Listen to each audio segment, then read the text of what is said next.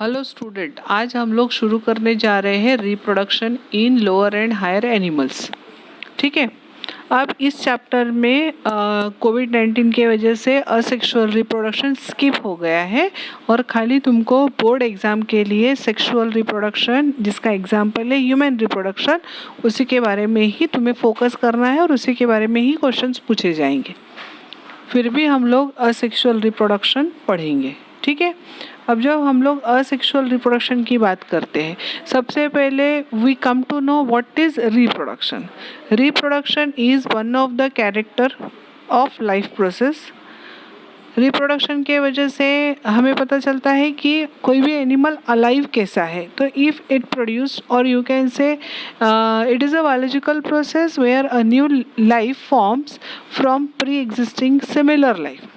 ऐसा नहीं, अब जैसे कि मैंने बोल दिया कि new life is form from the pre existing one, तो किसी के भी दिमाग में क्वेश्चन आ सकता है कि अगर गोट है तो गोट से गोट ही, अगर यू कैन से कैट है तो किटन, डॉग है तो पपी, इस तरह से the same life gate arise from the pre-existing one. So it is the one of the important life process which is characteristic feature of the living creature. Okay. Now what is the importance of this reproduction? To maintain the continuity of species. किसी भी species का, किसी भी creature का, किसी भी living thing की अगर life continue रखनी है या उस species की continuity maintain करनी है तो reproduction is the one of the most important character. यानी बगैर reproduction के किसी भी type के species का कंटिन्यूटी नहीं रहेगा। अगर रिप्रोडक्शन नहीं हुआ तो कोई भी एक आधा टाइप एक्सटिंक्ट हो सकता है, लुप्त हो सकता है, फिर आगे उस टाइप के एनिमल्स ही नहीं रहेंगे। तो इस तरह से it is the one most important feature of living thing. ठीक है। इसके बाद में हम देखेंगे असेक्सुअल रिप्रोडक्शन और sexual. Means reproduction in animal occurs mainly by two method, asexual reproduction and sexual reproduction. जब हम लोग असेक्सुअल रिप्रोडक्शन की बात करते हैं, so asexual reproduction is most common method occurs in lower animal. ये लोअर एनिमल में है, ये बहुत ही कॉमन मेथड है जिसके अंदर कोई गमिट फॉर्मेशन नहीं होता या गमिट का फ्यूजन नहीं होगा, जाइगोट फॉर्मेशन नहीं होगा। और एक बात मैं तुम लोगों को बता दूं, जब हम लोग गमिट फॉर्मेशन की बात करते हैं, gamete formation means gametes are always haploid which are developed from the diploid cell. तो डिप्लॉइड से हैप्लॉइड सेल बनना या हैप्लॉइड गमिट बनना, तो कौन सी सेल डिवीजन होनी चाहिए? मियोसिस। तो यहाँ पर किसी भी तरह का मियोसिस का इन्वॉल्वमेंट नहीं रहता, does not involve meiosis nor गमिट formation and fusion of गमिट। ठीक है। फिर प्रोजेनी कैसे बनेगी? प्रोजेनी यानी new springs, new offsprings you can से। Progeny are produced by a single parent only, which are genetically identical to that single parent, which referred as a clone. Lower organism reproduce या lower animal reproduce by gemule formation and budding formation. gemule formation और budding के जरिए lower organism reproduce होते हैं। ठीक है। इसके बाद में हम लोग टाइप ऑफ असेक्सुअल रिप्रोडक्शन देखेंगे। इस टाइप ऑफ असेक्सुअल रिप्रोडक्शन में सबसे पहला है gemmule formation.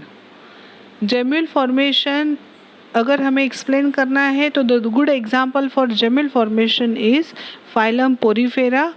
The animal belong to the phylum Porifera is Spongilla और sponges. Gemule is an internal bud formed only in sponges. Asexually produce the mass or aggregation of dormant cells called archaeocytes. जो dormant cells होते हैं उसको हम क्या बोलेंगे? Archaeocytes बोलेंगे। ठीक है। ये आर्कियोसाइट्स एक ऐसे सेल्स है जिनमें कैपेसिटी होती है which having the property to develop into a new organism. ठीक है। Now these archaeocytes, how they get, अब ये जो archaeocytes है, the group of archaeocytes are called gemule. Okay. Now this gemule is formed to overcome unfavourable condition, जब भी कोई unfavourable condition होती है तो स्पॉन्जेस जेम्यूल फॉर्म में कन्वर्ट हो जाते हैं या स्पॉन्जेस बॉडी के अंदर ऐसे जेम्यूल तैयार होते हैं। जैसे ही फेवरेबल कंडीशन आएगा, जेम्यूल हैच, जैसे हम लोग बोलते हैं ना कोई भी चूज़ा एक शेल तोड़ के बाहर निकलता है, वैसे ही जेम्यूल हैच होगा और वहाँ से न्यू इंडिविजुअल अराइज होंगे। इस तरह से यहाँ पे जेम्यूल फॉर्मेशन होता है। ठीक है, उसके बाद में नेक्स्ट है budding. Budding occurs in favorable condition in coelenterate. Coelenterata is the phylum of kingdom Animalia, जिसके अच्छे एग्जाम्पल है hydra and coral and colonial ascidians. अब अगर हम लोग हाइड्रा का एग्जाम्पल लेके देखते हैं तो हाइड्रा का जो structure it is given in the diagram, उसके बॉडी के ऊपर एक प्रोट्रूशन आता है, यानी कि ऐसा आउटग्रोथ आता है, तो वो उसको हम बर्ड बोलेंगे। उस आउटग्रोथ का धीरे धीरे डेवलपमेंट स्टार्ट होता है और वो ग्रेजुअली एक न्यू इंडिविजुअल में तैयार हो जाता है, miniature form. If you will see here in the diagram you will get clear idea. Bird तैयार हुआ, फिर डेवलपिंग बर्ड आया, फुल्ली मैच्योर बर्ड है, and then young hydra which get detach from the parent body. Okay, so in this way this is the reproduction, asexual type of reproduction in budding. ठीक है, इसके बाद में next है regeneration. Regeneration is not you can say a type of reproduction. Regeneration कोई भी type of reproduction नहीं है.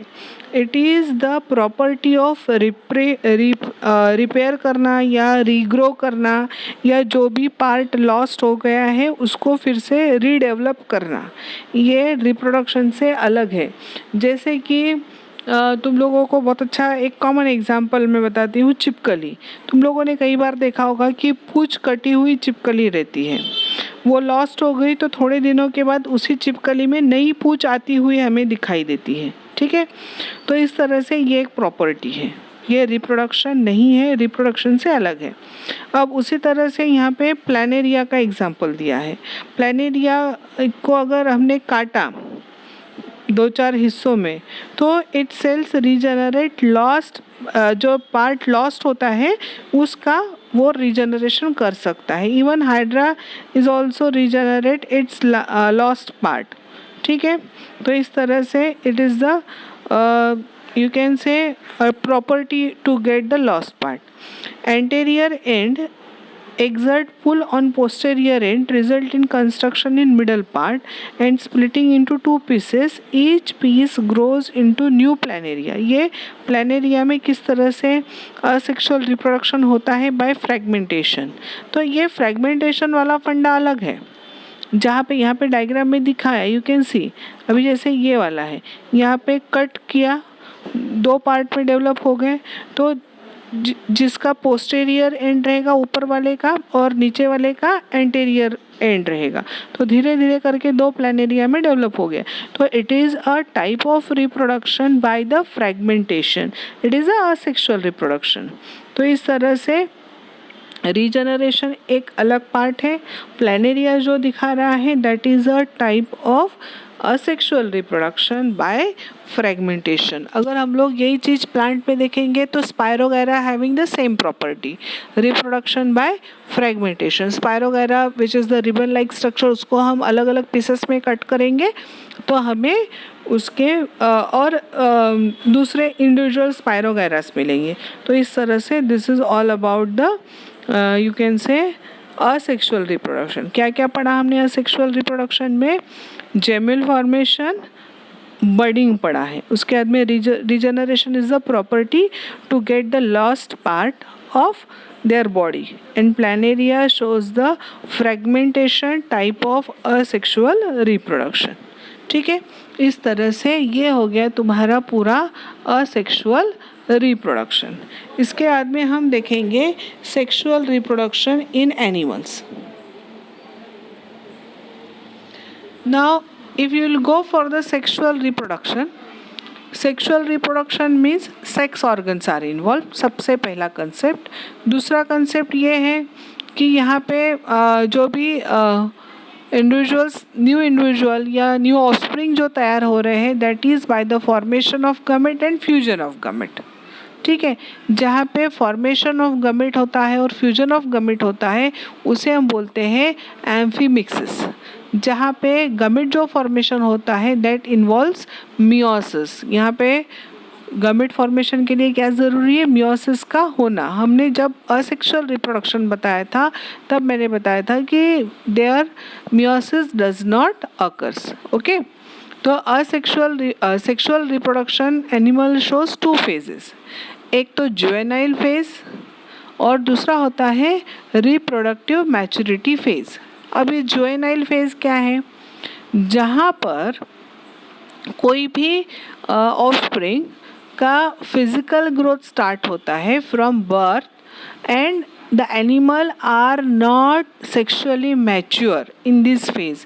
इस फेज में एनिमल सेक्सुअली मैच्योर्स नहीं रहते। अब जैसे कि जुवेनाइल टर्म तुमने कहीं बार सुना होगा, the children or the individual which are below 12 or 13 years, 12 or 13 years के जो नीचे होते हैं उनको हम जुवेनाइल बोलते हैं ह्यूमन बींग में। ठीक है, उसके बाद में रिप्रोडक्टिव मैच्योरिटी फेज। ये ऐसी फेज है जहाँ पे कोई भी इंडिविजुअल फिजिकली ग्रोथ ऑलमोस्ट उसका कंप्लीट हो जाता है and whatever the sex organ की एक्टिविटी और ग्रोथ इन्वॉल्व होती है। Now in this phase the animal can reproduce. इस फेज में एनिमल रिप्रोड्यूस हो सकता है। Now this both the phases are different in different animal. अलग अलग एनिमल में अलग अलग ऐसे फेजेस होते हैं। और एक तीसरा फेज भी होता है, पोस्ट फर्टिलाइजेशन फेज। अब यहाँ पे देखना, animal exhibit 3 phases: pre-fertilization, fertilization and post-fertilization after sexual maturity।